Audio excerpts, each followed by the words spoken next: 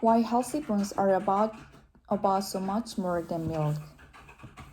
You might believe so. You might believe that drinking milk or old calcium and vitamin D is the one thing you need for strong and healthy bones.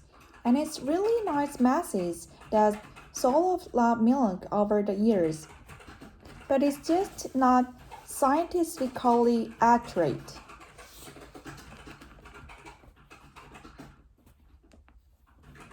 When we focus on milk, we'll lose bigger picture of bone health. So let's start the beginning. Adults has 260 bones that forms the main part of the skeleton system, that is support structure or a case that protects our organs, but they do so much more. They work with our muscles to move our bodies. They store important minerals that produce hormones and even mimic our blood. Many people think of the Halloween skeleton when they imagine bone, but that only gives us one dimension view. Bone actually has three layers. On the outside, there is the periosteum and tough membrane that covers and protects. Next, there is a thicker layer of pampas bone, the white, hard, smooth part that most people are familiar with. But inside, there is a spongy or trabecular bone, and an inner cord filled with bone marrow, which contains stem cells that make blood and are constantly dividing. Most people understand that our bones grow when they're kids and adolescents. We reach our peak bone mass in our 20s.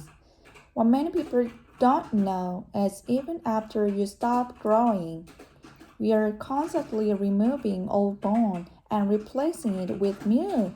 One estimates is enough bone is removed for replaced. That a new skeleton is made every 10 years. After we reach our peak bone mass, bone removers start to outpace replacement. This can eventually affect the integrity of the bone and it lowers the bone mass of the amount of bone that we have. The bone disease, osteoporosis, is the extreme version of this process. Bone loss outpaces replacement and combined with other changes, this can lead to so much fragility that even small bones and furs can create fractures. Another cool fact about bones is that store calcium. So if intake is low, many not enough in our diet, the body draws calcium from the bone. This can also contribute to bone loss. So we need enough diet calcium to maintain our bone. Vitamin D fits into the picture because they help our body absorb calcium. When you think of calcium and vitamin D, many of our picture a frosty glass of milk. Milk is not the only good source of calcium out there. Humans are created omnivores.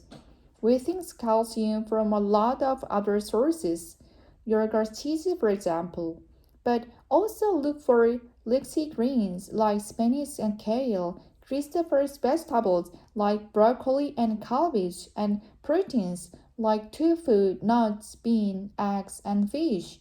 Fortified cereals and orange juice are also good too. And cheese C and vitamin D is plentiful in the fatty fishes and our skin makes it from the sun. However, some people make supplements. Another important factor for bone health is exercise. The caloric loading stimulates the cells that build bone and losses point at the bone maybe do this as well. In fact, any activity that puts stress on your bones, like walking, jogging, dancing, rapping sports, even strength training, like the two weights, stimulates extra positive calcium and growth of new bone. In addition, stronger muscles can help that balance. And one of the best ways to build up heat structure, reducing fall with better balance. If milk is your thing, that's completely okay, but don't forget that bone health is so much more than just milk.